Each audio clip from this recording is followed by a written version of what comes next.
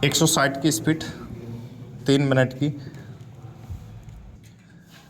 माननीय सभापति महोदय, उन्होंने साफ कह दिया कि अगर सामूहिक खेती होती है तो इसमें भी मुझे कोई आपत्ति नहीं है। मैं यह कहना चाहता हूं कि इस बिल को देखने से यह साफ स्पष्ट होता है कि उस सहकारी समिति के जितने सदस्य होंगे वह अपनी अपनी ज़मीन को एक साथ कर लेंगे और अगर समिति से निकालना चाहेंगे तो एक साथ अधिक ज़मीन उसको नहीं मिल सकती है। इस बिल के संबंध में इस सदन के सरकारी दल वाले लोगों ने और विरोधी दल के लोगों ने बहुत सी बातें कही हैं।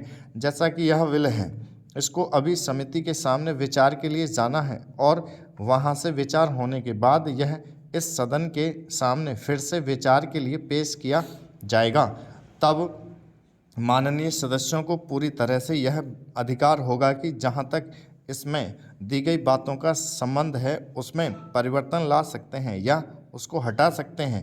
कल से जो बातें हो रही हैं वह सब नोट की गई हैं और मैंने बहुत सी बातों को सुना है। इस समिति में उन सब बातों पर विचार किया जाएगा। बहुत से माननीय सदस्यों ने इस तरह की बातें कही हैं, वह बहुत आवश्यक मालूम हुई हैं और जैसा कि मैंने कहा है उन पर विचार किया जाएगा। जहां तक सहकारिता का संबंध है, चाहे सरकारी दल वाले माननीय सदस्य हों चाहे विरोधी दल वाले माननीय सदस्य हों, सबकी यह मांग है कि जब हम जनता के राज में विश्वास करते हैं और अपने यहाँ जनता का राज स्थापित कर लिया है और जबकि देश में गरीबी है और उसका गलत लाभ भी उठाया जाता है, तब सहकारिता की बहुत आवश्यकता है। इसको रोकने की आवश्यकता है। यह सभी लोगों की राय है। जहां तक इस सहकारी बिल का संबंध है, बहुत से माननीय सदस्यों ने बहुत सी बातें इसके संबंध में कही हैं। मैं सब बातों का विवरण मैं तो उत्तर नहीं दे सकता हूं, लेकिन मैं थोड़े में